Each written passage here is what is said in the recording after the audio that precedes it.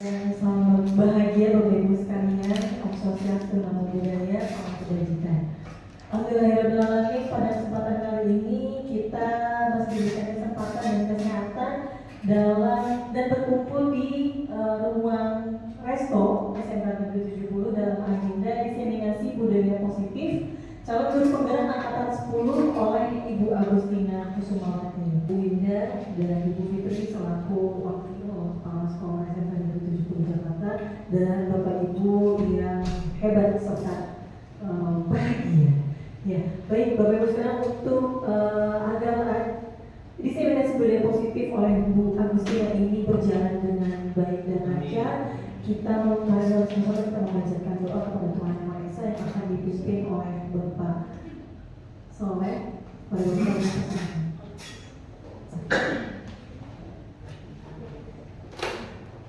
Terima kasih. Mari kita bersama-sama berdoa, mudah-mudahan apa yang akan kita lakukan berjalan lancar dengan baik dan bisa dipahami oleh kita semuanya. Berdoa menurut agama dan kepercayaan masing-masing, yang Islam dibimbing oleh saya sendiri. Astagfirullahaladzim, astagfirullahaladzim, Allahumma salli wa sallim ala sayyidina wa habibina wa syafiina wa dhurina wa maulana Muhammad wa sallim tabaraka wa ta'ala kulli sahabati wa sallim amin. Bismillahirrahmanirrahim. Alhamdulillahil alamin, hamdan syakirin, hamdan na'imin, hamdan yuwafi ni'amahu wa yukafi mazidah. Ya Rabbana lakal hamdu wa lakal syukru kama yanbaghi li jalali wajhika wa sultani. Allahumma la mani'a lima a'taita wa la mu'tiya lima mana'ta wa la radda lima qadaita wa la yanfa'u dzal jaddi minkal jadd. Allahumma shalli ala sayyidina Muhammadin al-Fatih lima ughliqa wal khatimi lima sabaq nasiril haqqi bil haqqi wal hadi ila siratikal mustaqim wa ala alihi wa qadri wa miqdaril azim. Allahumma inna nas'aluka fahman nabiyyin wa husnal mursalin wa ilhamal malaikatil muqarrabin. Allahumma atina bil ilmi wa zayyinna bil ilmi wa akhrijna bil taqwa wa jamilna bil afiyah. Rabbana atina fid dunya hasanah wa fil akhirati hasanah wa qina adzabannar. Wa sallallahu ala sayyidina Muhammad subhana rabbika rabbil izzati amma yasifun wa salamun alal mursalin walhamdulillahi rabbil alamin. Assalamualaikum. Terima kasih Pak Soleh, mudah-mudahan ada keberkahan untuk kita semua. Amin ya rabbal alamin. Berikutnya Bapak Ibu, bagaimana sama kita dengarkan sambutan dan arahan dari Ibu Winda selaku wakil guru kepada Ibu Winda dipersilakan. Secara progres ini, yaitu memajukan sekolah bersama kultur mereka. Peserta didik bersifat milenial, jarak pemikirannya dan sinkronisasi menyelaraskan budaya. Kita bersama-sama mendukung calon guru penggerak ini, sama-sama mendukung berpartisipasi kegiatan-kegiatannya. Assalamualaikum warahmatullahi wabarakatuh. Waalaikumsalam warahmatullahi wabarakatuh. Terima kasih Ibu Winda. Beranjak ke agenda inti kita pada hari ini, yaitu diseminasi budaya positif yang akan disampaikan oleh Ibu Agustina Kusumawati SPSI selaku calon guru penggerak angkatan 10. Puji syukur terhadap Allah Subhanahu wa Ta'ala, kita dapat berkumpul di tempat ini dalam rangka kegiatan diseminasi budaya positif, di mana kegiatan ini merupakan salah satu bagian dari pendidikan guru penggerak yang sedang saya laksanakan hingga bulan Oktober nanti. Terima kasih untuk kehadiran Bapak Ibu semuanya. Oke, selamat siang Bapak Ibu. Siang. Saya pantun dulu ya. Jalan-jalan ke danau Perintis tiap malam. Lokasinya ada di Sumbawa. Sumbawa. Maaf. Ketika ada yang mengucapkan salam, harap dijawab dengan gembira. Assalamualaikum warahmatullahi wabarakatuh. Ya, kasih Bapak Ibu, kehadirannya sangat luar biasa, menyempatkan waktunya untuk bisa hadir membersamai saya dalam kegiatan hari ini. Agenda kegiatan hari ini, kita sekolah itu sebagai ladang. Ladang tempat persemaian bibit-bibit. Agar bibit dapat berkembang, maka petani dapat memperbaiki kondisi tanah, memelihara bibit tanaman, memberi pupuk dan air, membasmi ulat-ulat dan gulma yang mengganggu bibit tanaman dan sebagainya. Kalau dianalogikan ladang ini siapa Bapak Ibu di sekolah? Ya, ladang siswa. Kalau bibit siswa. Kalau petani guru. Ya, artinya kalau ladang adalah sekolah. Ya, jadi kita sebagai tempat, ibaratnya petani itu kan butuh tanah. Kalau udah ada tanahnya dan lahan, butuh tempat persemaian atau bibit dia untuk bertumbuh. Nah, bibit itu pelajar, anak-anak kita. Anak kita mau jadi apa? Mau bagaimana? Apakah tergantung kita? Tidak seluruhnya, tapi bisa jadi. Karena kolaborasi antara orang tua dan sekolah itu penting. Sekolah dipercaya oleh orang tua untuk mendidik anak-anak. Sama juga petani. Dia dipercaya dengan profesinya untuk menjaga dan merawat tanaman yang ditanamnya. Itulah fungsi kita sebagai pendidik. Nanti juga ada gangguan nih, kalau jadi petani kan ada gangguan, ulat, ada dari cuaca ya kan, atau dari jamur. Kadang-kadang kalau gagal panen, habis semua sawahnya, gugur semua padinya. Begitu juga dengan anak-anak. Pada saat anak-anak kita didik di sekolah, pasti ada gangguan ya, betul Bapak Ibu? Entah dari luar atau dari dalam sekolah itu sendiri.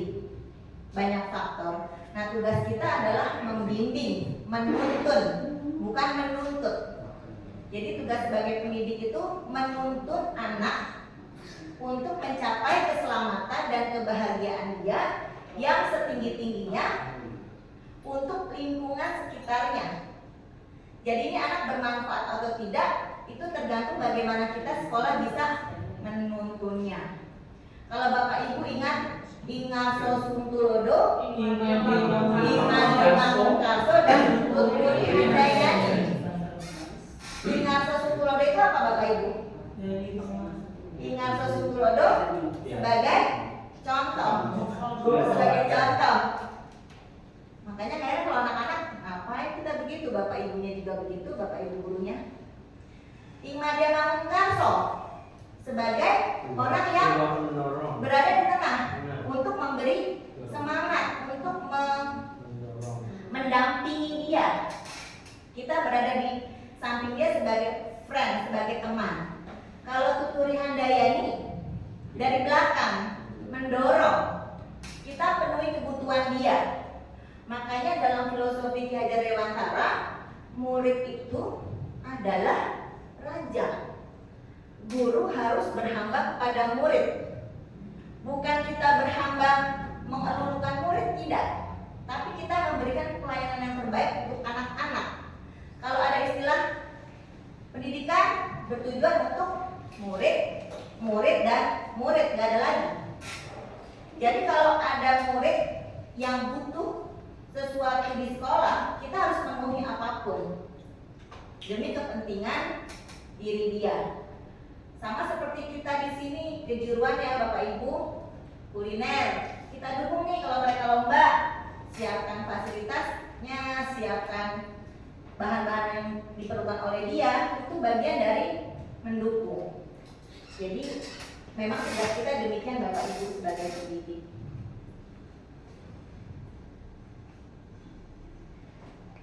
Ya, tujuan pendidikannya menurut Ki Hajar Dewantara menuntun segala kodrat yang ada pada anak agar mereka dapat mencapai keselamatan dan kebahagiaan yang setinggi-tingginya, baik sebagai manusia, artinya sebagai dirinya sendiri dan sebagai anggota masyarakat.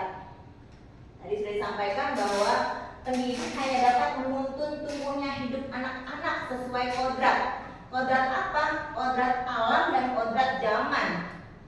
Jadi dia berasal dari mana ya kita mesti pahami dan ikuti. Contoh, misalkan anak yang berada di pinggir pantai, tentu lingkungannya akan berbeda dengan anak yang berada di pegunungan. Jadi kalau ada pokok bahasan mengenai IPA, contoh, kalau ditanya ekosistem di laut di mana, sedangkan dia kan tinggalnya di gunung, nggak akan bisa berkorelasi. Jadi kita ikutin sesuai kodrat alamnya dia. Kalau kodrat zaman mungkin Bapak Ibu sudah bisa mengikuti ya. Misalkan anak sekarang sudah high tech, semua digital. Kita pun dituntut, kita menuntut murid, tapi kita dituntut untuk mengikuti kodrat zamannya anak-anak. Kalau enggak kita bisa ketinggalan. Dan kita tidak bisa memperbaiki ya, kita tidak bisa membuat anak harus jadi apa. Karena anak sudah didesain, lakunya sudah ada secara kodrat. Hanya kita memenuhi kebutuhannya dia. Kalau dia bercita-cita ingin jadi dokter, tapi kita pengen anak kita ingin menjadi pilot contohnya, apakah kita paksakan? Kan tidak. Fungsi kita hanya membimbing, memberikan fasilitas, memberikan dorongan. Masalah nanti ternyata nggak tercapai jadi dokter, itu bukan suatu hal yang menjadi masalah. Mungkin sebagai orang tua Bapak itu juga sekarang kalau ada anak kecil atau yang sudah beranjak remaja, pasti sudah mulai nih anaknya tahu mau jadi apa. Atau yang masih kecil kalau ditanya cita-citanya menjadi apa, jadi pilot, jadi dokter, atau jadi insinyur.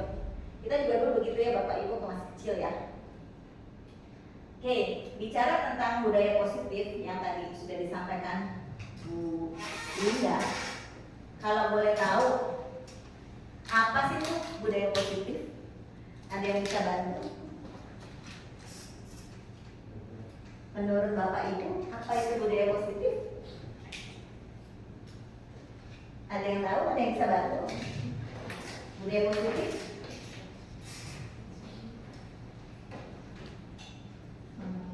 Saya coba ya Bu ya. Ya, silakan Ibu. Mungkin sesuatu yang memberikan nilai-nilai yang baik, seperti misalkan budaya memberikan contoh, misalkan ya contohnya membuang sampah pada tempatnya, berpakaian rapi, dan tidak berkata-kata yang kotor untuk saat ini. Ya, terima kasih Ibu. Ada lagi Bapak Ibu? Ya, budaya positif yang ada di benak Bapak Ibu? Terima kasih. Kalau budaya positif itu dari budaya ini kebiasaan yang dia lakukan, suatu hal yang baik. Ya mungkin ya tadi contohnya itu, jadi terbiasa dengan dalam dirinya sendiri. Jadi tanpa ada disuruh, tanpa ada dorongan dari yang lain, dari dorongan hati sendiri untuk membiasakan hal-hal yang baik. Iya, terima kasih Pak. Apakah sekolah kita sudah menerapkan budaya positif Bapak Ibu? Ya. Oke, boleh diberikan contoh apa penerapan yang sudah dilakukan oleh sekolah kita? 5S. Ya Bu Gadis, silakan. 5S. Silakan Bu Gadis. Apakah sekolah kita sudah menerapkan budaya positif? Sudah Bu. Ya. Sudah Bu. Ya, boleh diberikan contoh Ibu? Salah satu contohnya adalah budaya 5S yang Ya. salam sopan santun. Siswa-siswi kita di 70 ini kan sudah terbiasa ya untuk menyapa gurunya, menyapa teman-temannya, selamat pagi, selamat siang, dan seterusnya. Seperti itu. Ya, terima kasih. Ada lagi Bapak Ibu? Ada lagi contoh budaya Ada lagi, positif? Bu. Silakan Bapak. Ada lagi yang Ya. biasa dibudayakan oleh Pak Rizky. Terima kasih Pak Rizky sudah memberikan anak kita yang baik. Ya, dia yang baik. Terima kasih. Ya, buang sampah ya, dan sudah ada pilah sampah Bapak Ibu ya. Kedepannya insya Allah nanti program kita akan terus berkelanjutan mengenai sampah. Ada lagi Bapak Ibu? Ibu Hani? Tidak ada, malu. Oke. Oke, budaya positif itu merupakan perwujudan dari nilai-nilai kebajikan atau keyakinan universal yang diterapkan oleh sekolah. Mungkin kita dari rumah juga sudah punya nilai-nilai kebajikan Bapak Ibu, bahkan sejak kita masih bersama orang tua, kita juga pasti punya nilai-nilai kebajikan. Kalau boleh tahu Bapak Ibu nilai-nilai kebajikan seperti apa contohnya? Kejujuran, betul. Kedisiplinan, kemandirian, ada lagi? Bu Lia, nilai kebajikan yang mungkin sudah diterapkan Ibu hasil dari didikan orang tua. Tanggung jawab, kedisiplinan, cinta kasih, Ya, semua yang baik ya Bapak Ibu. Kita semua sudah memiliki nilai-nilai kebajikan. Begitu juga dengan anak-anak, mereka juga pasti punya nilai-nilai kebajikan yang dibawa dari rumah. Oke, Bapak Ibu, silakan menjawab dengan setuju atau tidak setuju ya. Nomor 1, hukuman dapat mendisiplinkan anak? Ya. Tidak. Bisa jadi ya, bisa jadi tidak. Tidak. Ada 2 jawaban, setuju atau tidak setuju. Tidak setuju. Siapa setuju? Tidak. Hukuman dapat mendisiplinkan anak? Setuju. Setuju. Terakhir sisanya tidak ya. 2, pemberian hukuman dengan hal positif seperti membaca atau membersihkan halaman sekolah dapat meningkatkan disiplin anak? Setuju. Tidak cuma 1 orang ya. Tergantung tingkatnya ya. Yang ketiga, memberi penghargaan dapat meningkatkan motivasi belajar anak.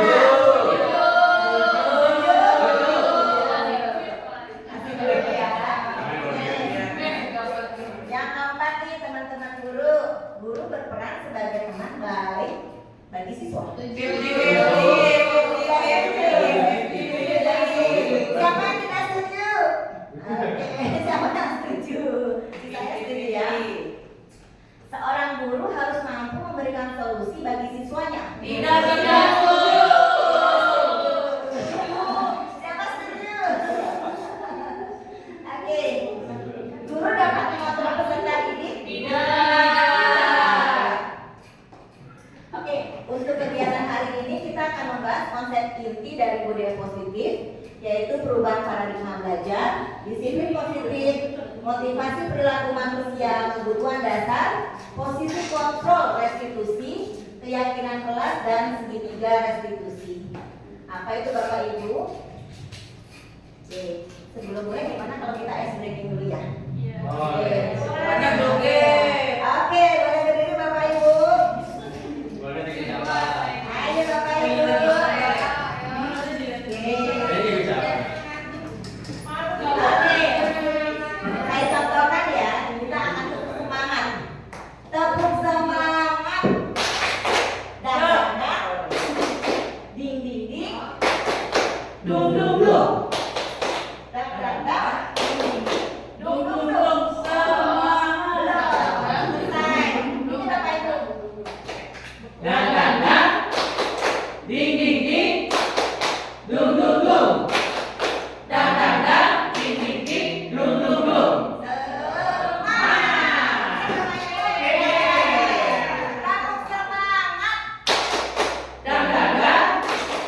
Ding ding ding. Dung dung dung. Dan. Ding ding ding. Dung dung dung.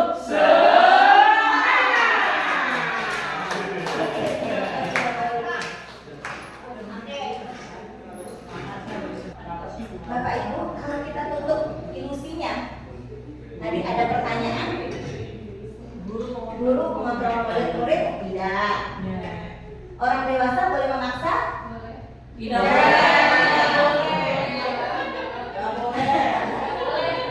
Semua penguatan positif, efektif dan bermanfaat mendukung penguatan positif. Bahwa kritik dan membuat orang merasa bersalah dapat mengembangkan karakter? Kalau kita lakukan itu adalah ilusi. Menurut William Glasser dalam kontrol teori, dia meluruskan miskonsepsi ini. Jadi kalau tadi ada pertanyaan bahwa hukuman mendisiplinkan murid itu adalah sesuatu yang Miskonsepsi itu ilusi. Bahkan dengan memberikan penghargaan ke anak dengan hadiah pun itu ilusi. Jadi William Glasser menyatakan bahwa kontrol teori, konsep tentang teori kontrol adalah demikian. Oke, Bapak Ibu, dalam dunia pendidikan sekarang ada namanya perubahan paradigma dalam belajar. Sekarang itu sudah yang namanya pembelajaran berdiferensiasi. Apa itu berdiferensiasi, Bapak Ibu? Ya, memenuhi kebutuhan murid sesuai dengan kebutuhannya. Jadi kita bisa maksa nggak? Udah nggak zamannya lagi, Bapak Ibu. Bahkan perubahan itu dari stimulus respon masuk ke pendekatan teori kontrol. Kalau dulu kita stimulus respon kebutuhannya sama, sekarang kebutuhan orang beda-beda.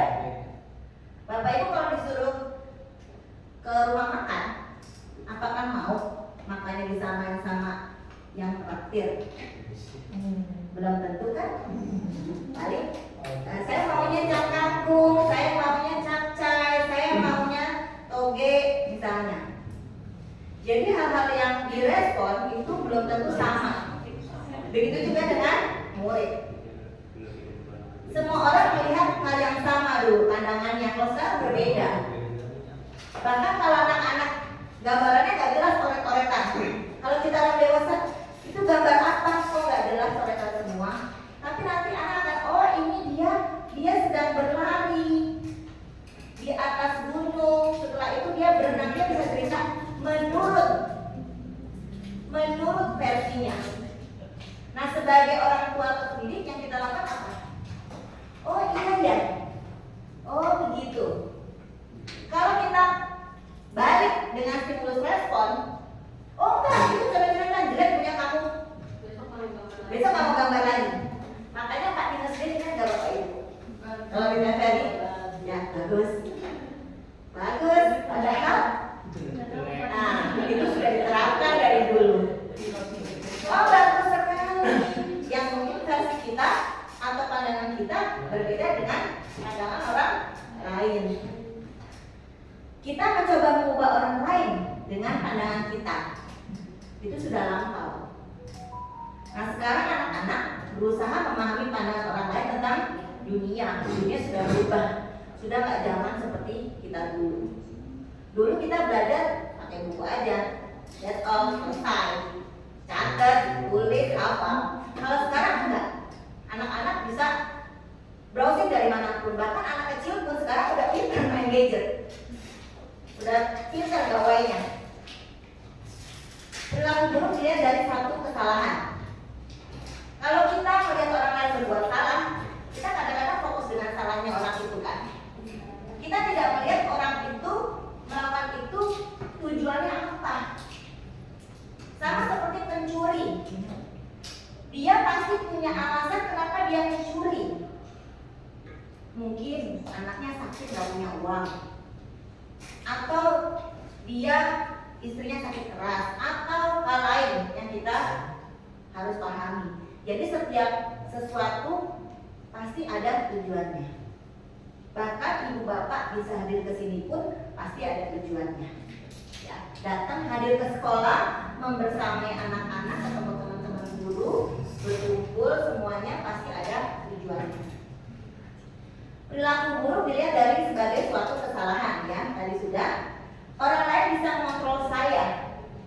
Gak bisa Bapak Ibu. Anak-anak udah gak bisa dikontrol lagi. Kita hanya membimbing, memberikan pendekatan, namanya pendekatan inquiry. Jadi kita itu mendengar, mau mendengar, memahami maunya apa. Oh saya mau ini. Kalau misalkan sekiranya kita bisa berikan masukan, kita berikan pandangan, nanti yang memutuskan adalah anak sendiri, bukan kita sebagai pendidik. Saya bisa mengontrol orang lain. Di teori kontrol, kita tidak bisa mengontrol orang lain. Orang lain merdeka bebas. Jadikan anak-anak kita, murid kita sebagai anak yang merdeka. Merdeka untuk apa? Merdeka untuk memilih sesuai dengan kebutuhannya. Maka diterapkan paradigma perubahan belajarnya, pembelajaran berdiferensiasi. Pemaksaan ada pada saat rujukan gagal. Sekarang sudah tidak berlaku. Kolaborasi dan konsensus menciptakan pilihan-pilihan baru. Jadi kalau ada anak kira-kira agak sulit mungkin diajak kerjasama, ya mungkin perlu pendekatan yang lebih bisa memahami kebutuhan mereka. Ada kesepakatan di sana. Nanti kita akan belajar mengenai kesepakatan. Model berpikir menang atau kalah. Oh, kok paling kuasa nih? Lo nilai paling jelek, berarti lo nggak pintar. Nggak begitu. Sekarang dalam pemecahan masalah harus win-win solution yang terbaik bagi keduanya. Karena ada kebutuhan dasar manusia yang memang harus dipenuhi. Salah satu adalah penguasaan. Ya betul Bu Siti. Kebutuhan dasar manusia. Oke. Bicara masalah disiplin. Apa yang terbayang di benak Bapak Ibu mengenai disiplin? Apa sih disiplin? Ada yang bisa bantu? Bu Ana ya, disiplin. Silakan. Silakan. Apa itu disiplin? Melakukan sesuatu hal dengan penuh tanggung jawab. Melakukan sesuatu hal dengan penuh tanggung jawab. Ya, baik, terima kasih. Bu Sinta, mungkin disiplin dalam pikiran Ibu, dalam benak Ibu terbesit apa? Disiplin sesuatu secara teratur. secara teratur. Baik. Disiplin itu tidak sama dengan hukuman ya Bapak Ibu. Jadi kalau kita mendisiplinkan anak bukan berarti kita menghukum dia. Jadi salah kalau kita biar tahu rasa kalau saya hukum. Itu namanya bukan disiplin. Makna kata disiplin. Disiplin berasal dari kata disiplina, artinya belajar. Disiplin dimaknai menjadi sesuatu yang dilakukan kepada orang lain untuk mendapatkan kepatuhan. Itu makna dari disiplin. Dan kepatuhannya ini bukan memaksa, tapi harus dalam diri dia. Ada motivasi intrinsik namanya. Dia sadar bahwa dia harus patuh, bukan karena takut. Nggak berani datang ke sekolah ada bapak itu. Itu namanya bukan disiplin. Yang kita mau arahkan adalah disiplin positif. Apa yang membuat anak bisa mengikuti aturan dengan dia menyadari, dan itu jangka panjangnya luar biasa. Dia sadar bahwa dia memang harus mematuhi peraturan sekolah contohnya. Nah, itu yang perlu kita tanamkan di dalam diri anak-anak. Disiplin diri adalah kemampuan memerintah diri sendiri dalam mengontrol dan menguasai diri untuk memilih tindakan yang mengacu pada nilai-nilai yang dihargai dengan penuh tanggung jawab tanpa perintah dari orang lain. Kalau memang jamnya masuk, bel, langsung masuk kelas. Guru masuk kelas, siap bukunya. Kalau dulu kan kadang-kadang, ya buka bukunya halaman segini-segini. Kalau anak-anak nggak perlu lagi sebenarnya. Pada saat gurunya masuk sudah siap. Datang ke sekolah sudah dengan pakaian rapi, karena dia tahu itu ada aturannya. Disiplin positif. Saya lihat ada perubahan di dalam diri anak-anak, terutama untuk pemilahan sampah. Jam istirahat, mereka sudah datang ke ruangan, minta form, pilah sampah, dan itu nggak disuruh lagi ya Pak Rizky, sudah otomatis, sudah langsung jalan, sudah tugasnya, dan itu kesadaran dia. Jadi nggak ada tuh di woro-woro di grup, enggak, sudah berjalan dengan memang seharusnya. Ada dorongan dalam diri dia bahwa dia berkewajiban untuk menjaga lingkungan sekolah. Kalau bukan kita, siapa lagi?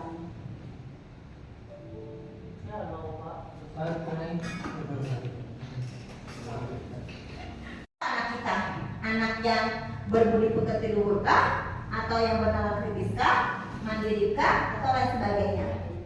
Dan diharapkan semua profil ini ada dalam diri anak-anak. Disiplin positif.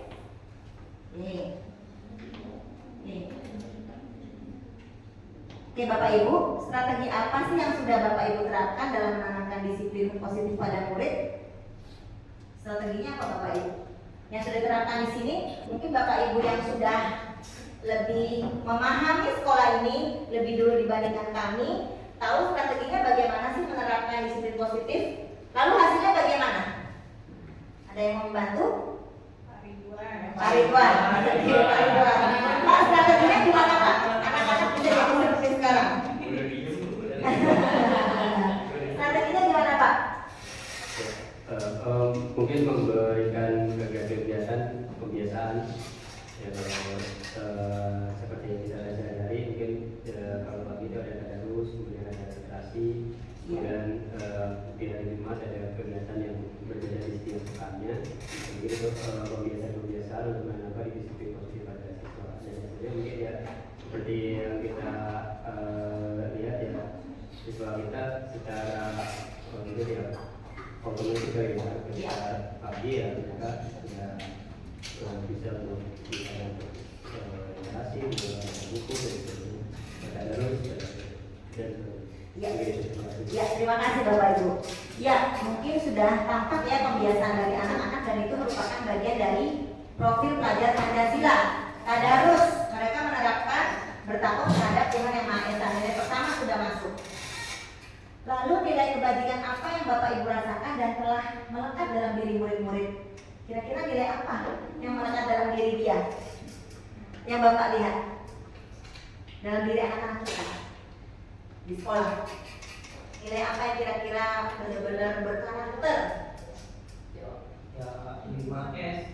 5S. 5S. Ya. Ada lagi Bapak Ibu? Kejujuran bagaimana dengan anak kita? Karena saya baru ya Bu, jadi yang saya lihat Iya. kayak rasa hormat kepada yang lebih tua gitu. Masih harus ditingkatkan. Itu diingatkan yang saya lihat gitu. Udah melekat ya. Kalau misalkan kalau di sini kan cuma 5S, biasanya kan kalau kita saling gitu ya, dari anak sini belum ada saling gitu. Oh, iya. Cuma sapa aja, salam dan sapa, belum saling. Iya, baik. Salingnya lagi. Oke. Kira-kira nilai kebajikan apa sih yang perlu ditanamkan pada murid? Bapak Rizky boleh Pak di share notes-nya Pak? Masalah ini apa namanya COVID-19 yang lalu. Silakan Bapak Ibu menuliskan nilai kebajikan dari anak-anak kita apa sih yang perlu ditanamkan, yang penting banget nih atau yang kira-kira belum muncul. Silakan Bapak Ibu. Ya, nilai kebajikannya apa yang perlu ditanamkan dan kenapa harus begitu? Tulisnya di ada notes, ada pulpen Bapak?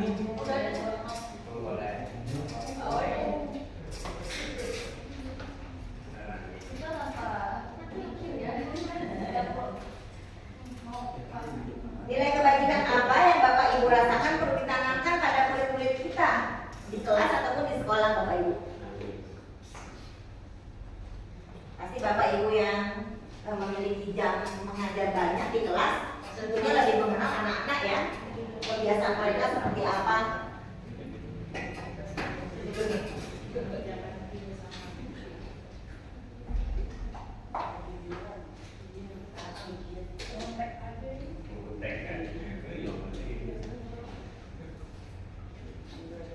Sejuta, sekian juta. Nggak usah pakai nama kan ya? Nggak usah. Tapi dia Jangan pikir boleh.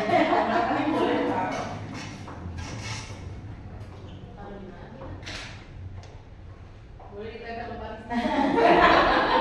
Oke, saya coba tanyakan ke masing-masing guru. Silakan. Nilai kebajikan apa yang perlu ditanamkan? Kejujuran. Kejujuran. Kejujuran. Bukan kejujuran. Oke, kejujuran. Oke, boleh nanti mic-nya di masing-masing. Bu Novi, nilai apa yang perlu ditanamkan? Satu saja boleh. Kejujuran. Oke, Bu Ana. Kalau saya pribadi kejujuran ya Bu, karena sebagai prinsip dasar utama kita menjalani hidup sebagai manusia. Silakan. Sebentar. Kalau saya tanggung jawab Bu, Tanggung karena jawab. kalau orang udah tanggung jawab dia tanggung jawab kepada agamanya, kepada jadi dia ingat tuh Tuhan kalau nggak jujur dia ingat loh dia. Oke. Makasih, silakan Bu Hani yang perlu ditanamkan pada anak kita. Ibu ini termasuk nggak ya? Tapi kalau saya sih lebih ke rasa ingin tahunya siswa ya. Oke. Setelah COVID ini rasa ingin tahunya kok sangat menurun. Oke, ya. Oke, masuk ke ini ya, masuk ke pengetahuan dia ya. Silakan Pak. Mungkin kalau di saya kesadaran untuk beragama. Oke, berarti profil yang pertama ya. Pak Soleh silakan. Ya, kalau dari kacamata agama, ya anak-anak kita ini disiplin dari dan tanggung jawab untuk keagamaan, terutama di sini belum tercapainya sholat duhur berjamaah, ya, kemudian apalagi sholat duha itu harus harus kita. Terima kasih Bapak Soleh. Silakan Ibu Lati yang boleh ditanamkan oleh anak kita. Menurut saya sih, Sudah jalan. kalau menurut saya itu konsistensi dan mereka gitu dalam setiap pelajaran. Jadi maksudnya tuh jangan konsistennya dalam hal positif ya, bukan yang negatif gitu. Misal di awal mereka semangat banget, tapi kalau saya perhatiin pas naik tingkat atau mungkin masuk ke lingkungan PKL, nanti mulai tuh dari perubahannya yang agak sedikit mengurangi motivasi belajarnya. Ya, terima kasih Bu. Bu Lida. Menurut saya kebiasaan beribadah yang Harus ditingkatkan ya Ibu ya, dengan anak kita ya Bu ya. Ya, terima kasih Bu. Bu Ganis. Mungkin kalau dari saya nilai klarifikasi yang mungkin perlu kita tanamkan adalah kepedulian, rasa kasih sayang, kepedulian, dan sense of belonging. Oke, betul. Nanti kita akan belajar dari kebutuhan dasar manusia. Terima kasih Bu Ganis. Tepuk tangan buat semua. Oke. Tujuan disiplin positif terbentuknya murid yang berkarakter sesuai dengan standar kompetensi yang diharapkan sebagai pembelajar sepanjang hayat. Jadi nggak stop hanya sampai di sini, nanti dia di luar beda lagi gitu kan. Kita didik dia untuk menjadi manusia yang berkarakter. Nah, kebutuhan dasar manusia itu ada 5 Bapak Ibu. Dimana ini harus dipenuhi. Kalau salah satu apalagi kebutuhan di tengah kebutuhan bertahan hidup tidak tercukupi, maka pasti ada hambatan dalam diri anak terutama. Oke, ada pertanyaan nanti Bapak Ibu. Ibu Ambar, guru wali kelas 2A di SD Pelita Hati, sedang bingung menghadapi ulah salah satu murid di kelasnya, Doni. Beberapa anak di kelas 2A telah datang padanya dan mengeluhkan Doni yang seringkali meminta bekal makan siang dengan paksa. Jika Bapak Ibu menghadapi situasi seperti Ibu Ambar, apa yang akan Bapak Ibu lakukan? Menurut Bapak Ibu, kira-kira apa sih alasan Doni melakukan itu? Kalau Ibu jadi Ibu Ambar, Dipanggil dulu anaknya. dipanggil anaknya. Sambil makan punya bapak-bapak ya dilaksanakan. Terus Iya. juga ditanyain alasannya kenapa kamu udah makan siang. Oh iya, oke. Takutnya dia alasan dia makan paksa ya bisa aja dia nggak makan. Betul, iya. Jadi ada kebutuhan yang tidak terpenuhi ya Bapak Ibu. Menurut Bapak Ibu kira-kira kebutuhan apa sih yang dia nggak penuhi dari yang gambar tadi? Kasih sayang, ada kasih sayang dan rasa diterima, kebebasan, kesenangan atau penguasaan? Kasih sayang? Bisa juga kasih sayang. Bertahan hidup. Oke, baik Bapak Ibu, kita lihat.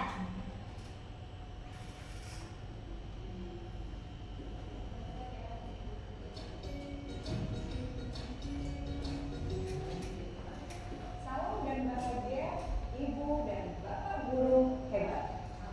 Untuk membangun budaya sekolah yang positif dengan lingkungan yang aman dan mendukung murid untuk menjadi pribadi yang berdaya, seimbang, dan bahagia, salah satu upaya yang dapat dilakukan oleh guru adalah memahami kebutuhan dasar yang mendasari perilaku murid. Guru mengabaikan perilaku murid, maka perilaku tersebut akan berpengaruh pada suasana kelas yang tidak kondusif dan akan berpengaruh pada tujuan dari pendidikan itu sendiri.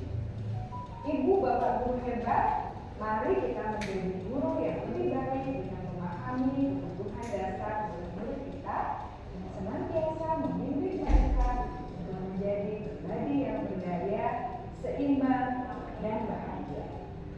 Salam dan bahagia, Ibu dan Bapak Guru hebat. Iya, terima kasih Bapak Ibu Guru. Bagaimana? Apakah murid kita sudah terpenuhi kebutuhan dasarnya? Belum. Ada yang belum? Ya, pagi-pagi mungkin ada anak kalau ditanya sudah sarapan belum? Banyak yang belum. Ke sekolah bawa sangu enggak? Tidak. Bawa uang tidak. Nah, kita sebagai pendidik mungkin perlu lebih peka ya Bapak Ibu, perlu lebih peka terhadap kebutuhan mereka.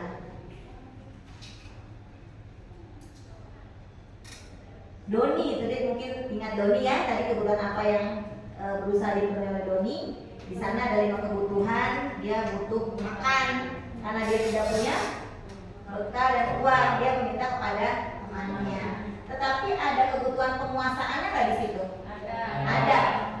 Yang bagaimana penguasaannya? Memaksa. Lalu apa lagi?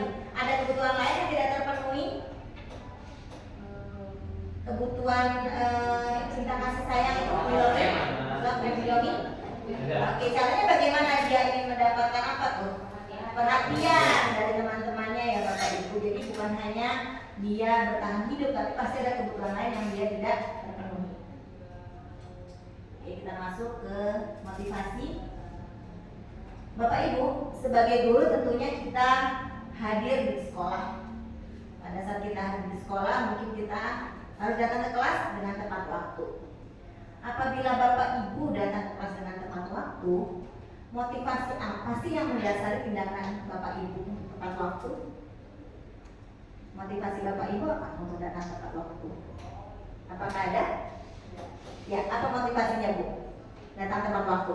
Agar anak bisa meniru perilaku kita. Oke, agar anak bisa meniru perilaku kita. Ada yang lain? Belajar disiplin. Ada lagi? Tanggung jawab. Tanggung jawab sebagai apa?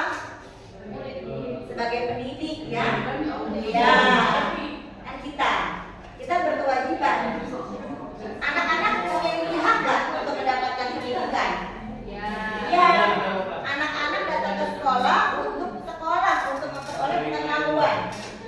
Jadi kita berkewajiban untuk memenuhi kebutuhan dia. Salah satunya adalah kita hadir di kelas tepat waktu, itu bagian dari hak yang harus dia peroleh. Hak dia Bapak Ibu Guru. Lalu pertanggungjawaban kita juga, karena kita sudah dipercaya oleh negara untuk mendidik anak-anak bangsa. Kalau dia melihat kita tidak tepat waktu dalam masuk kelas, mereka pun nanti akan terprogram. Oh, dulu guru saya juga nyontoin. Nanti kalau dia jadi guru, mungkin secara nggak langsung dia akan terekam. Kita juga nggak apa-apa kok gurunya telat.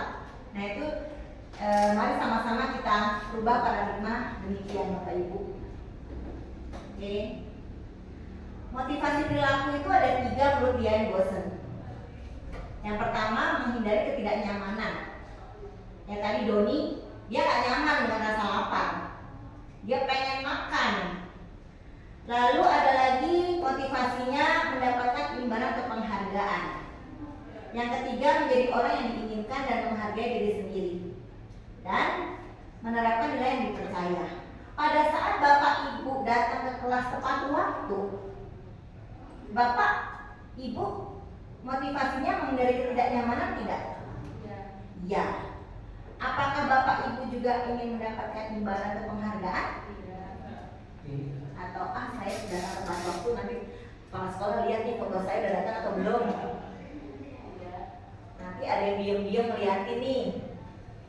Atau memang Bapak Ibu punya nilai-nilai bahwa saya sebagai guru harus melayani anak jujur dengan diri sendiri, bahwa saya adalah pendidik, kewajiban saya adalah mendidik anak. Berikanlah hak anak Bapak Ibu. Hak mereka adalah kehadiran Bapak Ibu di dalam kelas. Oke. Sebagai seorang guru, tadi sudah sama ya, apakah datang tepat waktu karena tidak ingin ditegur, datang tepat waktu, jangan sampai ketahuan nih. Takutnya nanti kepala sekolah atau manajemen datang buka pintu ruang guru, kok belum masuk? Atau lihat dari CCTV bisa jadi ya Bapak Ibu ya. Nah, kita motivasinya apa untuk itu? Lalu apakah kita melakukan sesuatu untuk mendapat senyuman dari orang? Bapak Ibu pasti bisa menjawab. Lalu apakah untuk mendapat hadiah atau mendapatkan uang? Banyak orang motivasinya bervariasi, tergantung kebutuhan. Oke, kita lihat video kasus. Bapak sudah dikencing volumenya? Ya. Ada salah satu siswa tidak membawa topi saat upacara. Ya, ibu gurunya namanya Ibu Guru Sinta. Oh, Sinta. Wah, Sinta.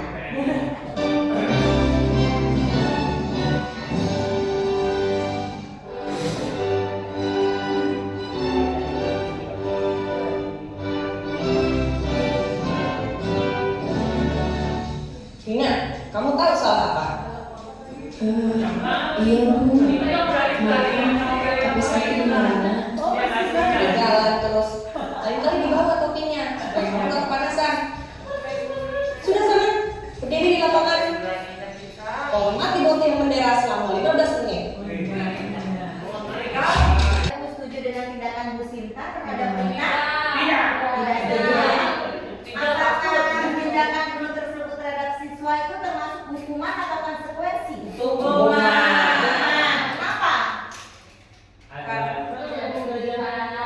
Kenapa? Kenapa? Betul. Saya pada tujuan yang bermakna dari Tidak ada tujuan bermakna, ya betul Bapak Ibu ya. Oke. dari saya sendiri. Jadi ini ada tabel hukuman, konsekuensi dan restitusi. Jadi hukuman itu satu arah dan biasanya dia tidak terencana. Pada saat kita melihat anak melanggar, kita langsung terbersit. Pel, bersihin WC. Anak terus suruh bersihin WC. Berkorelasi tidak? Tidak. Nanti kita akan belajar mengenai restitusi. Bagaimana cara mengatasi pelanggaran yang dilakukan oleh siswa. Ya Bapak, silakan dibagi Pak. Bapak Ibu hanya menuliskan di kolom sebelah kanan hukuman atau konsekuensi, hak atau kak. Biar nggak usah panjang-panjang. Hak atau kak, hak atau hukuman. Mencatat 100 kali di dalam buku kalimat, saya tidak akan terlambat lagi karena terlambat ke sekolah. Hak atau kak? Kita ke nomor 1 dulu ya. Hak atau kak? Mencatat 100 kali dalam buku kalimat, saya tidak akan terlambat lagi. Konsekuensi? Karena tidak terkait dengan keterlambatan. Nanti kita lihat jawabannya. Coba dicek. Oke, lari mengambil lapangan basket 2 kali karena terlambat hadir di sekolah. Ya, betul. Membersihkan coretan yang dibuat oleh petugas. Betul. Menggantikan kertas tugas teman yang berjemur di lapangan basket. Ibu Anas, guru kelas 2 SD mendapatkan masalah muridnya tidak bisa tertib berdiri antri depan pintu kelas dan selalu berebutan masuk ke dalam kelas setelah jam istirahat usai. Ini tentunya sangat mengganggu proses pembelajaran di mana kelas tidak dapat mulai tepat waktu karena Bu Anas sibuk menenangkan muridnya untuk waktu cukup lama. Sampai pada suatu saat Bu Anas sakit dan terpaksa digantikan Pak Heru. Pak Heru tidak mengetahui tentang stiker bintang. Artinya pembiasaannya dapat Bu Anas berdampak baikkah dengan memberikan stiker bintang? Baik. Menurut Bapak itu bagaimana? Baik kalau ada Bu Anas. Ya, ada Bu Anas. Nggak ada Bu Anas. Nah, berdasarkan teori aktivasi ini kan ada 3 ya. Ketidaknyamanan, penghargaan, dan nilai-nilai kebajikan. Berdasarkan teori motivasi, kira-kira apa motivasi murid bersedia berdiri antri? Penghargaan ya, ada hadiah. Lalu berdasarkan teori motivasi yang Bapak Ibu pelajari, kira-kira apa motivasi murid kelas 2 untuk bersedia berdiri antri sebelum masuk kelas?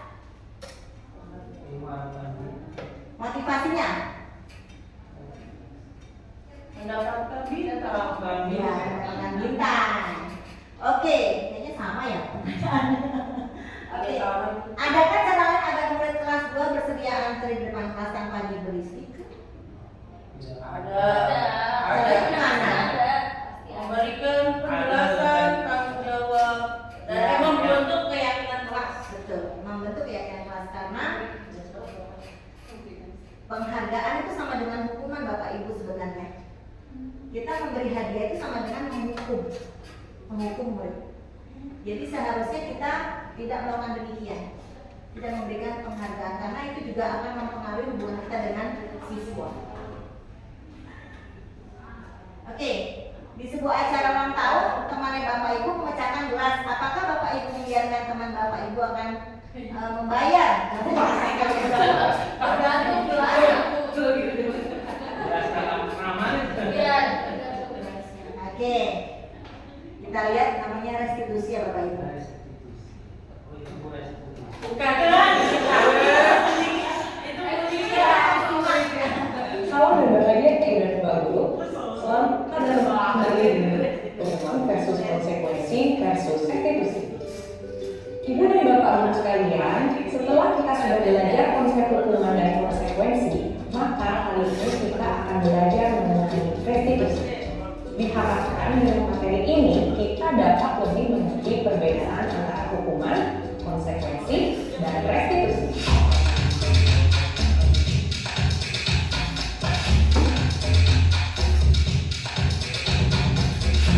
Kamu tidak boleh main di luar ya, karena kamu jalan-jalan sembarangan di tembok. Tadi pagi aku terawih 20 menit, maka aku harus 20 menit lagi untuk pulang. Maaf ya, ini aku ganti ke besoknya.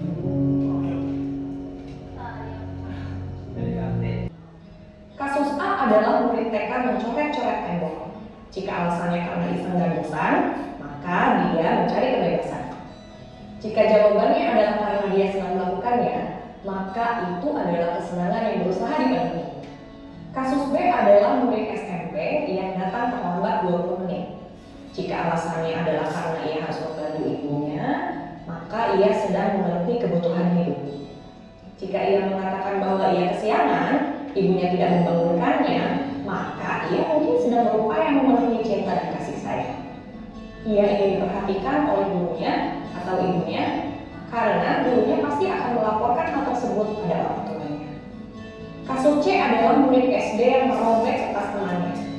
Jika alasan sang murid adalah karena kesal pada temannya dan ingin temannya menuruti keinginannya, maka ia sedang memenuhi kebutuhan penguasaan. Dengan mengerti dan membuka diri atas beragamnya kebutuhan dasar manusia, maka kita bisa memberikan muat kepercayaan dan empati pada setiap kesalahan murid. Ketika kita bisa mengerti kebutuhan apa yang sedang ia ingin penuhi, reaksi kita akan menjadi lebih tenang, tidak menghakimi. Kita bisa berkomunikasi dengan lebih baik kepada murid.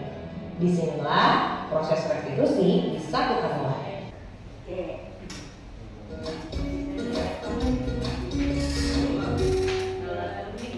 Salam bahagia Ibu dan Bapak Guru hebat. Dalam penerapan disiplin positif restitusi, salah satu program yang dikembangkan adalah 5 posisi kontrol. 5 posisi kontrol dalam restitusi adalah proses perjalanan seorang pendidik agar dapat mengenali dirinya. Pada video kali ini, kita akan membahas tentang 5 posisi kontrol yang dikembangkan oleh Diane Dawson dan contoh penerapannya.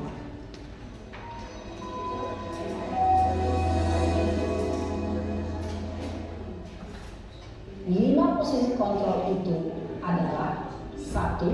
Posisi penghukum, 2.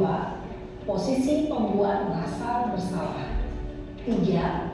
Posisi teman, 4. Posisi pemantau atau monitor, dan 5. Posisi manajer. Untuk lebih memahami kelima posisi tersebut, mari kita saksikan kasus Naren yang terlambat hadir 20 menit di sekolah dan melihat bagaimana kelima posisi kontrol dalam menghadapi masalah tersebut.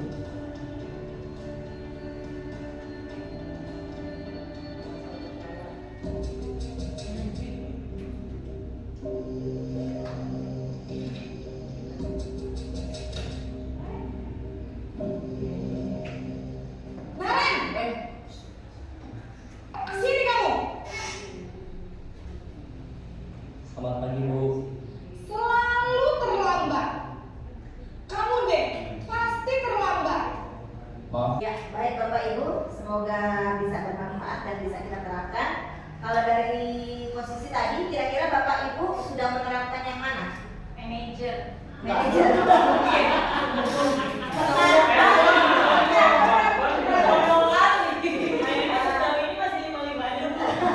Oke, posisi kontrol ini kalau dikategorikan kasta ya, itu yang paling kasta terendah adalah hukum. Kasta tertinggi adalah manajer. Semoga kita terus bisa konsisten menjadi manajer. Oke, Bapak Ibu, sudah kita sama-sama berproses dengan menjadi guru. Bukan berarti kita tidak belajar, Bapak Ibu. Justru dengan menjadi guru, kita terus belajar sepanjang hayat. Oke, kita masuk ke keyakinan kelas. Mengapa keyakinan kelas? Mengapa tidak peraturan? Kenapa? Betul. Keyakinan dengan peraturan beda ya. Kalau keyakinan itu ada nilai-nilai kebajikan di sana, berkorelasi dengan nilai-nilai kebajikan universal. Banget Bapak Ibu, saya kalau lihat mereka tempel itu ada perasaan senang, ada perasaan sedih juga, ada perasaan nggak nyangka mereka bisa punya harapan yang kita mungkin tidak terpikirkan.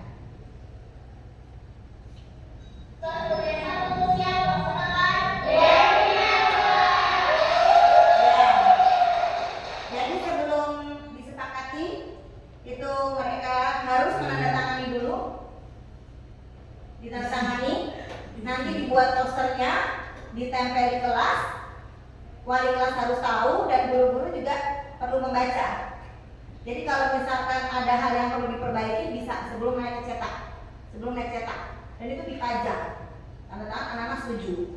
Apabila sudah ada keyakinan kelas, biasanya anak-anak akan ada dorongan dalam diri untuk tidak sebaliknya atau melanggar, tidak. Karena itu kesepakatan mereka, dia yang buat. Ini Bapak Ibu, lanjut. Kita ke segitiga restitusi yang tadi ada dialog. Kita boleh lakukan itu ke anak kita di rumah, anak kita sebagai orang tua ya, supaya mereka bisa mandiri dan bertanggung jawab. Nah, restitusi ini kita pengen anak kita atau murid kita itu menyelesaikan masalahnya, mencari solusinya. Bukan kita yang memutuskan, tapi mereka sendiri. Mereka memiliki kemerdekaan, mereka memiliki kemampuan yang mungkin nggak kita tahu. Ternyata solusi yang mereka buat itu justru bisa membantu mereka merubah perilakunya. Kan kita dulu itu bertujuan merubah perilaku anak yang tadinya belajar tidak tahu menjadi tahu, yang perilakunya tidak baik menjadi baik. Itu kan tugas kita sebagai pendidik. Nah, ini segitiga restitusi. Guru berperan sebagai manajer. Kalau sudah kita masuk ke status sebagai manajer, maka restitusi berjalan. Yang pertama, ada tahapnya 3, dikenal sebagai menstabilkan identitas. Dia tanya tuh, oh kamu terlambat. Kenapa terlambat? Ya. Lalu validasi tindakan yang salah, dan yang ketiga menanyakan keyakinan. Nah, keyakinan ini apakah sudah ada di kelas Bapak Ibu? Kalau misalkan sudah ada, kita nanti enak ngomongnya ke anak. Kira-kira keyakinan apa yang kamu langgar? Bagaimana untuk memperbaiki? Kita ajak anak. Jadi dia berubah dengan kesadaran dia sendiri. Pertanyaannya, kalau menstabilkan identitas, kalau dia misalkan sedang marah, sedang kesel, kita bisa tanya, kita bisa menstabilkan diri dia lagi marah. Setiap orang pasti pernah melakukan kesalahan, dan kamu bukan satu-satunya orang yang pernah melakukan ini. Jadi anak jadi jadi tenang. Kalau kita lihat anak marah lalu kita marahin, malah apa? Iya, gitu. Lalu validasi tindakan yang salah, kita tanya, kenapa sih kamu melakukan itu? Apa alasannya?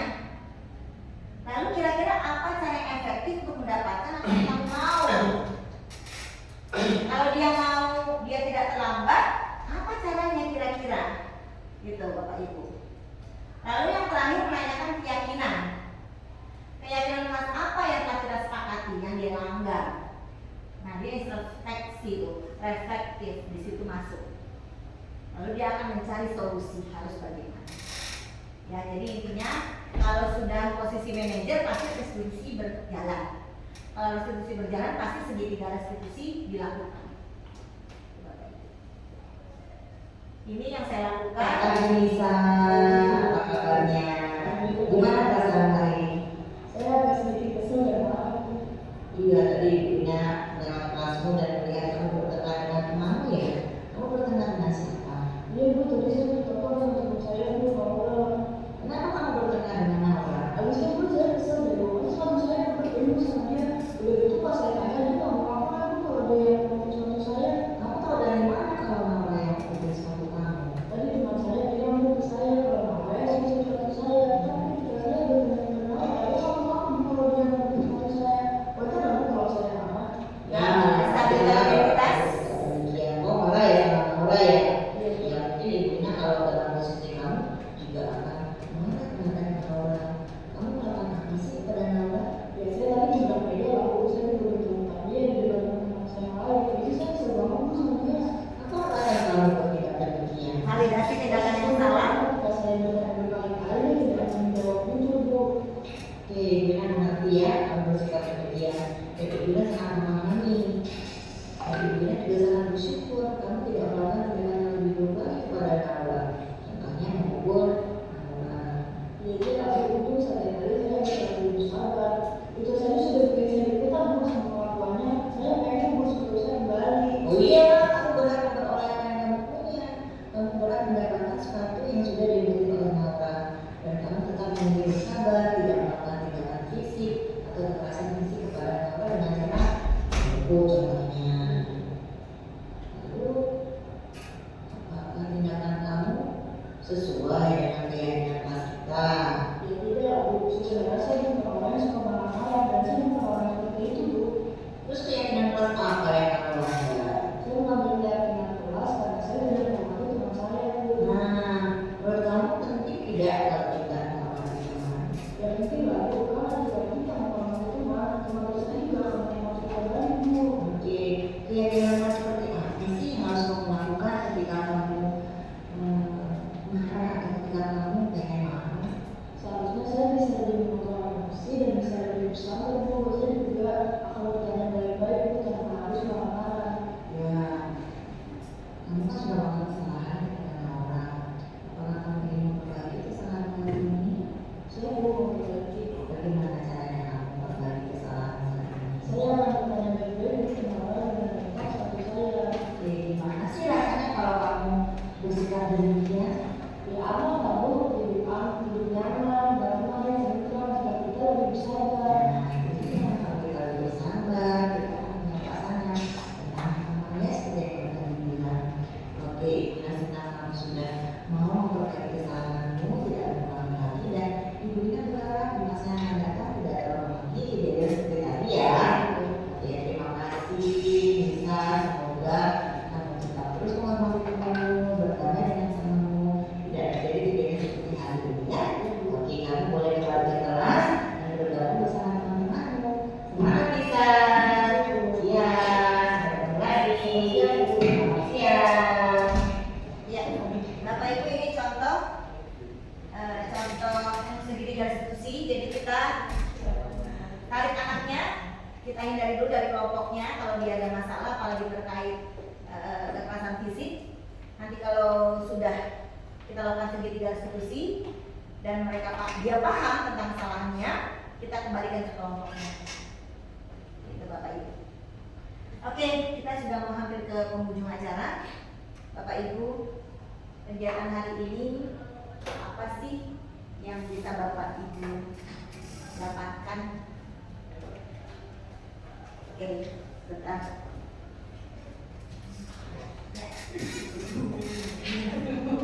Itu mau dijawab. Baik, terima kasih Bu Ina atas pemaparannya yang sangat luar biasa. Bagi saya, guru muda yang emosinya masih labil, muda-muda gitu ya, untuk penataran apa ya, bahasanya bukan penataran, maksudnya untuk pengendalian kesiswanya gitu ya, karena saya merasa tidak mau juga sebagai teman. Saya ingin punya ada jarak antara kita, dan apalagi umur saya yang masih muda kadang-kala suka sulit gitu untuk didengarkan oleh siswa. Jadi dengan adanya pemaparan yang diberikan oleh Bu Ina, saya jadi lebih paham bagaimana cara untuk mengendalikan emosi saya dulu pertama, kedua bagaimana untuk menyelesaikan suatu masalah siswa yang mungkin tadi 5 kebutuhan dasarnya itu belum terpenuhi seperti itu. Bahkan mungkin gurunya saja belum terpenuhi gitu. Bagaimana? Ya, maksudnya seperti itu ya. Terima kasih banyak Bu Ina. Pertama buat Bu Ina dong.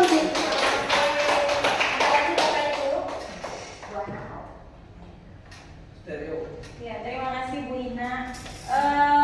Ini salah satunya saya terapkan ketika piket pagi ya Bu Ina ya. Jadi saya ada gambaran seperti ini. Mungkin di awal piket kalau misalnya anak datang terlambat kita sudah langsung memberikan hukuman tanpa menanyakan kenapa kamu terlambat pada hari ini. Itu yang menjadi kesadaran yang pertama. Iya. Jadi mungkin nanti bisa diterapkan untuk diri saya ya Bu. Pertama menanyakan itu kenapa kok bisa terlambat. Pasti kan ada alasannya ya Bu, nggak semata-mata anak ingin terlambat datang ke sekolah gitu kan. Kemudian yang kedua mungkin memberikan solusi, menggali dulu dari dia kok bisa terlambat, misalnya bangunnya kesiangan. Biasanya anak-anak kitanya seperti itu kan. Kemudian solusinya apa ketika bangunnya kesiangan? Oh, saya nggak ada yang bangunin Bu karena ibu saya kerja. Rata-rata gitu ya Bu, kerjanya lebih pagi daripada anaknya. Kemudian kakaknya juga udah berangkat, nggak peduli tuh di rumah. Berarti apa nih yang harus dilakukan? Biasanya alarm. Oh, alarmnya ada berapa kali misalnya? Alarmnya cuma sekali. Oh, ibu aja pribadi alarmnya pagi-pagi bisa 4 kali sendiri gitu kalau untuk bangun pagi berangkat ke sekolah. Nah, mungkin itu kita memberikan solusi-solusi yang kecil tapi anak juga terbiasa dengan seperti itu. Terima kasih ya Bu Ina. Ada lagi yang sebelah ini mau tanggapi sebelum Bu Sili, silakan. Ya, pemaparan Bu Ina luar biasa ya tentang diseminasi budaya positif ini.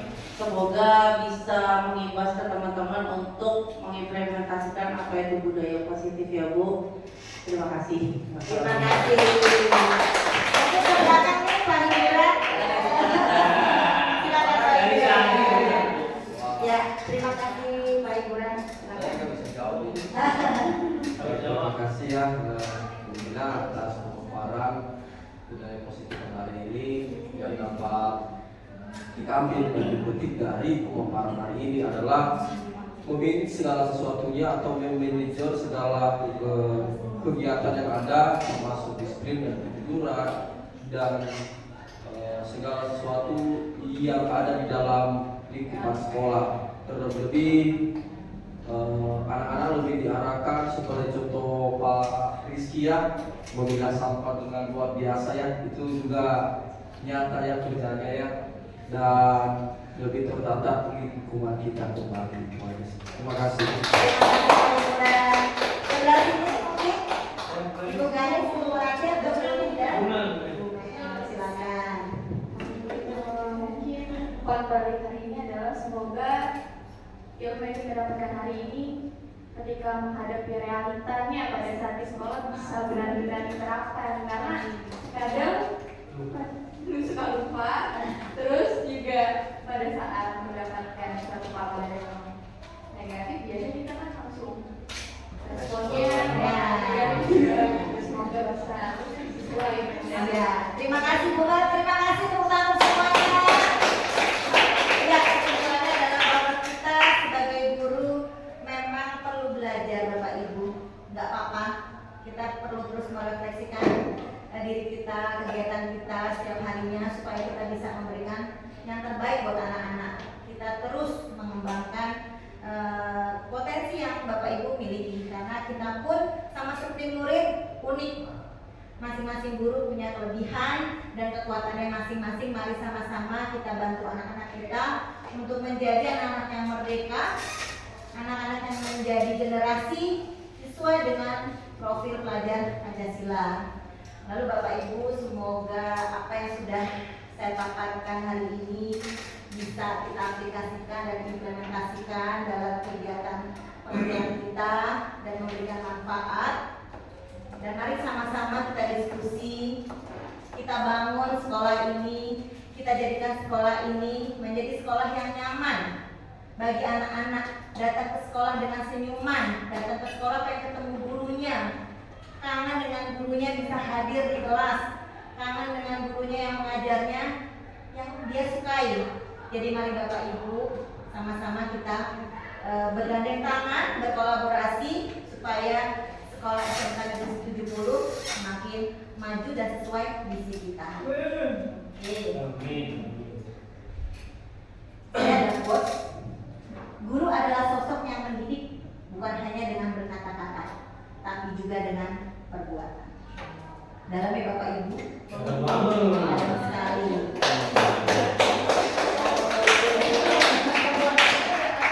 Oke, tidak perlu berkata, kita lakukan, memberikan contoh, teladan. Anak-anak akan melihat dan anak-anak akan mencontoh apa yang kita lakukan. Itu budaya positif.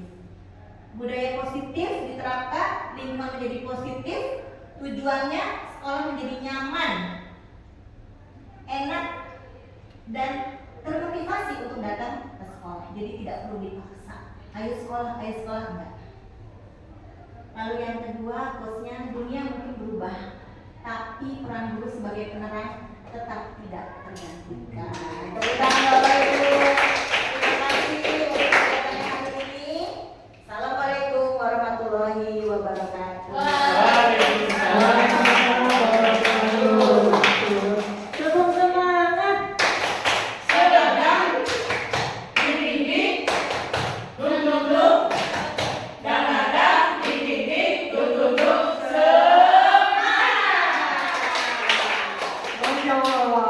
Ya, kita masih ada 1 jam lagi Bu Ina ya. 1 jam besok. Masih semangat kan? Masih ada snack itu. Bentar lagi, cuma lagi babon gitu. Masuk ya Bu Anda ya.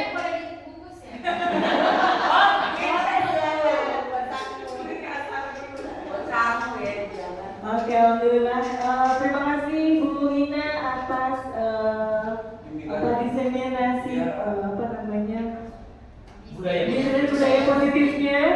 Hari ini tadi sudah di refleksi dan umpan balik dari teman-teman, semuanya kita masukkan ternyata, saya begini, apa sih yang harus kita perbaiki dan segala macam. Mudah-mudahan insight hari ini bisa bikin kita menjadi lebih baik lagi ke depannya dalam menghadapi dan menangani peserta didik yang sangat baik gitu ya Bapak Ibu.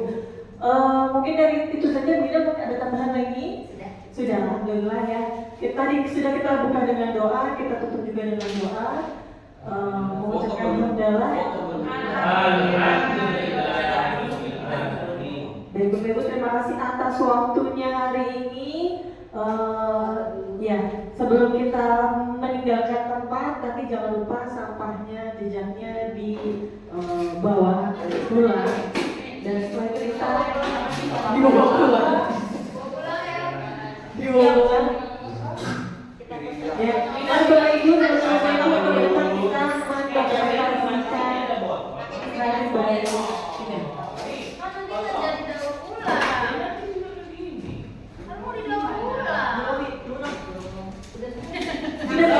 Terima kasih teman-teman. Assalamualaikum warahmatullahi wabarakatuh. Selamat siang 11 kuliner.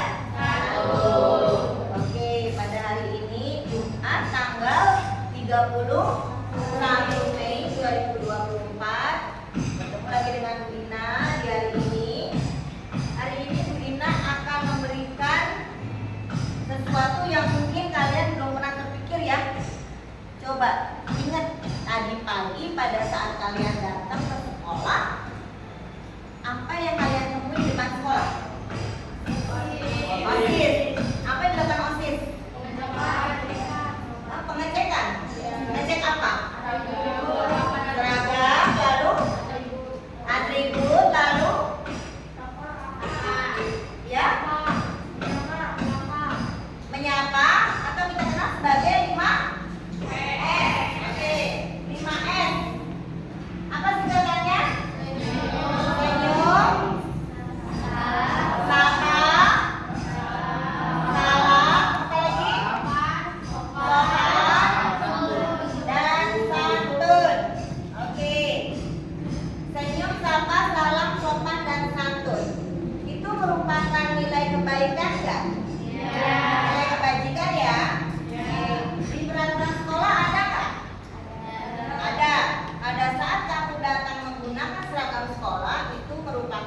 mulai dari peraturan dan tata tertib yang harus kamu laksanakan. Oke ya. Terus kamu ke sekolah pakai baju ini dengan rapi. Datang ke lantai 2, belajar. Lalu apa yang kamu bawa di tasmu? Buku. Apa lagi? Pulpen. Apa lagi? Apa lagi? CT. Ada nggak di peraturan sekolah membawa buku tulis, bawa buku dan peralatan sekolah? Ada? Ada. Itu namanya peraturan. Kenapa sih harus ada peraturan? Kenapa harus ada peraturan? Dia tertib. Tujuan peraturan supaya kalian tertib. Tapi ada yang melanggar nggak? Ada. Kalau melanggar artinya mendapatkan hukuman atau sanksi. Oke. Ini adalah nilai-nilai kebajikan, ya. Nilai-nilai kebajikan, kebaikan. Pada saat kamu datang senyum, oke, berarti kamu ada rasa menghormati terhadap orang lain, betul? Betul, oke. Kalau kita bicara masalah apa yang kamu harapkan pada saat kamu datang ke sekolah, pengen dong datang, ketemu teman, senyum, ya kak? Masuk kelas, rapi, lalu ada gurunya, ya kak? Bisa belajar dengan baik. Coba, Wina mau mengajar kamu nih. Kira-kira pada saat kamu sudah sampai di lantai 2 di kelas 11 kuliner 2, apa sih harapan kamu di kelas? Coba pikir, apa harapanmu di kelas? Simpan dulu ya harapannya ya. Simpan dulu ya. Jadi harapan ini adalah keinginanmu, cita-cita ya, impian mengenai sesuatu yang kamu inginkan di kelas. Ya, pada saat nanti sudah bisa tahu harapannya, nanti akan muncul yang namanya keyakinan. Beda sama peraturan. Kalau keyakinan itu adalah nilai-nilai kebajikan, nilai-nilai tadi itu kebaikan yang telah disepakati. Gak membedakan kamu mau orang punya, mau kulitnya putih, mau kulitnya hitam, mau dari Jawa, Batak, Sunda, gak peduli. Tidak ada perbedaan. Nah, keyakinan ini dibuat karena berdasarkan kesepakatan, dan keyakinan yang nanti kita buat harus dilaksanakan oleh seluruh kelas yang membuat kesepakatan. Dan keyakinan kelas ini gak perlu banyak-banyak. Beda dengan aturan. Contoh, kalau di aturan kan siswa menggunakan seragam hari Senin apa, Selasa apa, Rabu apa. Yang kedua, siswa menggunakan topi dan dasi. 3, siswa mengenakan kaos kaki berwarna putih. 4, siswa mengenakan sepatu pantofel berwarna hitam. 5, siswa menggunakan ikat pinggang. Itu 5 ini, itu namanya di aturan, peraturan. Tapi di keyakinan nggak disebutin satu-satu. Di keyakinannya disebutkan seluruh siswa mengenakan seragam sekolah lengkap. Nggak perlu dijabarin, dasinya ini, terpinggang, kaos kaki enggak. Pokoknya kalau udah mengenakan seragam sekolah berarti kamu udah tahu. Pakai jilbabnya putih, ya nggak? Pakai dasi, pakai ikat pinggang, itu namanya keyakinan. Beda dengan peraturan. Nanti kita akan ke arah keyakinan setelah kita tahu apa sih harapanmu. Lalu kita buat kesimpulan. Harapan kita banyak nih dari beberapa anak ya. Nanti Wina kasih sticky note. Oke ya? Wina kasih sticky note, satu orang satu. Kalian membuat satu harapan saja. Satu harapan. Bu boleh 2 nggak? Ya bolehlah 2, boleh. Tapi harus beda ya. Oke. Ini yang dibaliknya. Biar di belakang lagi. Ya. Oke, pikirkan apa sih harapanmu di kelas ini? Kayaknya mesti warna-warni ya. Enak warna-warni kayaknya ya. Oke, warna pink. Warna pink sama warna pink.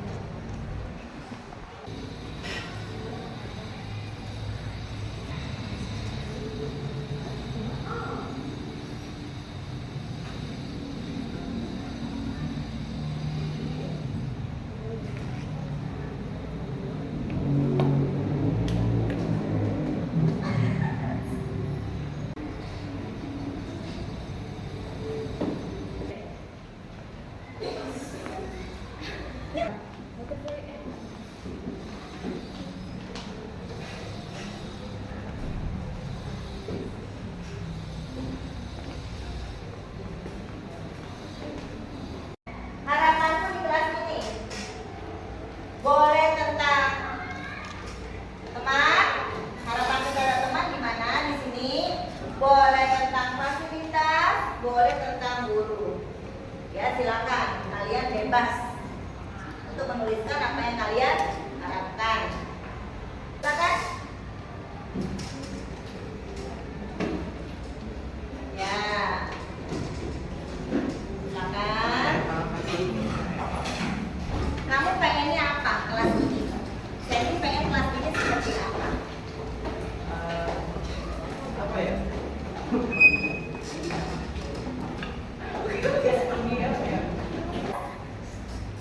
Sedang belum isi. 18 kurang 4. Belum. Kan 1, 2, 3, 4, 5, 6, 7, 8, 9. 18, 19 benar ya. Bacakan ya. Apa sih yang kamu harapkan di kelas ini? Sini Sam. Apa sih yang kalian harapkan di kelas ini?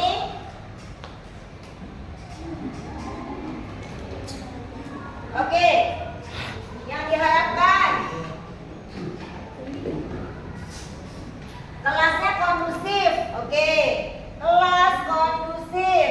Tolong, terima kasih. Bilang tolong dan terima kasih. Berikutnya, teman bisa diajak kerjasama. Teman berarti kooperatif ya. Toleransi ada di sana. Kalau kita berteman dengan siapa saja, saling menghormati, saling menghargai, peduli. Nah itu ada semuanya di nilai-nilai kebajikan. Nah nilai-nilai kebajikannya ada nggak di sini? Ada. Coba kita lihat mana yang bagian dari fasilitas ya. Fasilitas ya. Ibu Ina kasih bintang fasilitas. Fasilitas ada. AC mana AC lagi? Bintang. Berarti kelasnya maunya gimana? Kelas yang sebenarnya ada jawabannya. Kelas yang tapi kamu kan yang penting jangan sampai jatuh nih, kamu udah datang ke sekolah capek-capek gak ada guru buat apa? Ya kan? Kamu pengen dapat pengetahuan ya, harus masuk sesuai jadwal. Yang keenam gurunya, tahu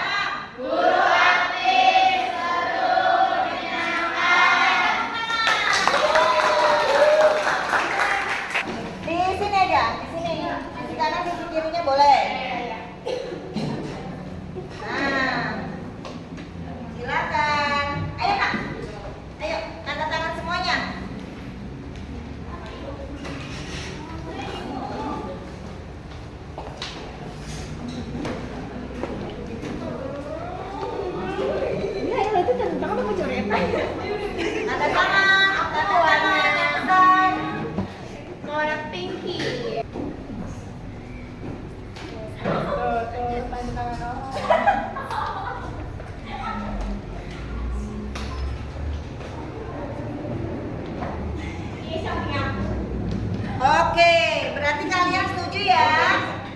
Siap menjalankan? Siap menjalankan? Siap menjalankan? Oke, demikian pertemuan kita hari ini. Kita sudah sama-sama dapatkan keyakinan kelas 11 kuliner 1. Ibu berharap keyakinan kelas yang kalian buat bisa kalian implementasikan dalam kehidupan kalian sehari-hari selama kalian menjadi siswa di SMK 70 dan berada di kelas 11 kuliner 1. Apabila ada yang tidak sesuai dengan nilai-nilai yang kamu bagikan, maka kalian sebagai teman harus selalu kompak, menghormati, saling menghargai. Ya, demikian kegiatan hari ini mencukupkan. Kita sudah melakukan apa sih tadi ini? Boleh silakan sih Pak. Membuat keyakinan kelas. Silakan sih Pak. Membuat keyakinan kelas. Jadi pertama-tama kita nulis harapanku di kelas, habis itu dirangkum menjadi keyakinan kelas. Ya, jadi membuat harapan disimpulkan lalu menjadi keyakinan kelas. Ada lagi, Ayu silakan. Apa yang sudah Ayu dapatkan tadi kegiatan Bu Ina ini? Silakan Ayu. Jadi bisa menyimpulkan keyakinannya dari sebelumnya belum tahu keyakinan sekelas kita ini apa, jadi tahu. Oke, terima kasih Ayu. Oke, terima kasih anak-anak. Demikian kegiatan hari ini. Angkat aja kita berdoa dimulai.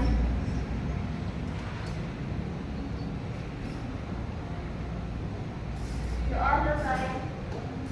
Memberi salam. Assalamualaikum warahmatullahi wabarakatuh. Waalaikumsalam warahmatullahi wabarakatuh. Kita foto dulu ya, sama-sama. Kita foto dulu sayang. Yuk, di sini boleh. Kelas 1 siap melaksanakan keyakinan Pagi Nisa. Pagi, Bu. Gimana kabarnya hari ini? Alhamdulillah baik Bu. Perasaan Nisa gimana sih? Sedikit marah dan kesel Bu. Iya, tadi Ibu Ina melihat kamu bertengkar dengan teman kamu ya pada saat Bu Ina lewat. Kamu bertengkar dengan siapa? Iya Bu, tadi saya bertengkar dengan teman saya Bu, Naura. Kenapa kamu bertengkar dengan Naura? Abisnya saya kesel deh Bu, masa sepatu saya diumpetin Bu sama dia. Udah gitu pas saya tanya dia nggak mau ngaku lagi Bu kalau dia ngumpetin sepatu saya. Kamu tahu dari mana kalau Naura ngumpetin sepatu Nisa? Tadi teman saya bertanya Bu kepada saya, katanya dia yang ngumpetin sepatu saya. Tetapi ketika saya bertanya kepada Naura, dia nggak mau ngaku Bu kalau dia ngumpetin sepatu saya. Wajar lah Bu kalau saya marah. Iya, hal yang wajar ya kamu bersikap demikian. Mungkin kalau Ibu Ina berada di dalam posisimu, Bu Ina juga akan marah. Kamu tadi melakukan tindakan apa kepada Naura? Ya saya gebrak-gebrak meja lah Bu, saya juga bentak-bentak dia di depan teman-teman saya yang lain. Abisnya saya kesel banget Bu sama dia. Apa sih alasan kamu bertindak demikian kepada Naura? Ya saya kesel Bu karena dia ketika saya bertanya dia nggak mau ngaku di mana letak sepatu saya. Wajar lah Bu kalau saya marah sama dia Bu. Ya, Ibu Ina mengerti hal itu adalah manusiawi ya, karena kamu menginginkan kebenaran akan sesuatu. Ibu Ina bersyukur kamu tidak melakukan tindakan yang lebih parah lagi seperti memukul Naura. Ya iya lah Bu, untung saja saya bisa lebih bersabar. Itu saja sudah bikin saya gregetan Bu sama kelakuannya. Lagian juga Bu, saya pengen Bu sepatu saya kembali. Iyalah, kamu berhak memperoleh apa yang kamu punya. Dan kamu lebih memilih bersabar, tidak melakukan tindakan kekerasan fisik, apalagi memiliki niatan buruk untuk memukul Naura. Iya Bu. Oke, menurut Nisa, tindakan Nisa tadi apakah sudah sesuai dengan keyakinan kelas kita? Ya belum lah Bu, sebenarnya saya bukan tipe orang yang suka marah-marah dan saya bukan orang yang seperti itu Bu. Keyakinan kelas apa sih yang Nisa langgar? Saya melanggar keyakinan kelas karena saya tidak menghormati teman Bu. Oke, menurut Nisa, penting gak sih kita menghormati teman? Ya penting lah Bu, karena jika kita menghormati teman, teman tersebut juga akan menghormati kita balik Bu. Oke, bagaimana keyakinan kelas yang harus Nisa lakukan ketika Nisa sedang marah? Seharusnya saya bisa lebih mengontrol emosi dan bisa lebih bersabar dan serta bertanya baik-baik tanpa harus marah-marah. Ya. Oke Nisa, apakah kamu bersedia memperbaiki kesalahan ini? Bersedia Bu. Bagaimana sih caranya kamu memperbaiki? Saya akan bertanya baik-baik Bu ke Naura di mana letak sepatu saya. Oke, bagaimana rasanya menjadi orang seperti itu? Ya nyaman lah Bu, hidup aman, damai, tentram jika kita lebih bersabar. Oke, terima kasih Naura. Ibu Ina senang sekali kamu sudah mau memperbaiki kesalahan kamu hari ini. Dan Ibu Ina berharap kedepannya tidak akan terulang kembali kejadian seperti ini. Kamu harus lebih banyak menghormati teman, saling memahami, saling toleransi ya. Oke, tetap semangat. Dan jangan lupa baik dengan teman dan saling menghormati. Kamu boleh kembali ke kelas dan bergabung dengan teman kamu yang lain ya Anissa ya. Oke, sampai ketemu lagi. Good